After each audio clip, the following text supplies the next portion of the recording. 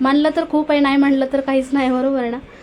आता हे बघून थोडंसं वाईट वाटलं आणि डोळ्यात पाणीसुद्धा आलं, कारण माझा भाऊ आहे 800 किलोमीटरवर, जो की तो नाही आला कारण शेतीच्या कामामध्ये सध्या बिझी आहे. आणि मी ही नाही गेली कारण मुलांची एक्झाम आहे. आता थोडंसं सॅटर्डे संडे सुट्टी होती, पण एवढं लांब येणं जाणं नाही परवडत.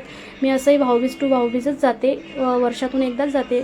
थोडंसं काही मध्ये इमर्जन्सी किंवा लग्न वगैरे असेल तर जाते, अदरवाईज नाहीच जात. नंतर ननदबाई आली होती माझी संध्याकाळी, ते तेच कामाला आहे जवळपास, तर काम त्यांचं संध्याकाळी सुटल्यानंतर त्या आल्या आणि राखी वगैरे बांधली. आणि नंतर मग रिदिशानी तिच्या पप्पाला राखी बांधली. तिचं खूप चालू होतं, पप्पा मला काय देणार, मला गिफ्ट काय घेणार, मला कपडे घ्या, मला भांडी घ्या, असंच चालू. आता ती लहान आहे, हे तिचं सेकंड रक्षाबंधन आहे. फर्स्ट रक्षाबंधनला ती खूप लहान होती, आता तिला समजतं. आणि हार्दिकला पण ती राखी बांधण्यासारखी झालेली आहे. आणि पप्पाची तर खूप लाडकी आहे, खूप म्हणजे खूप, कारण पप्पाचा जीव आहे ती अक्षरशः.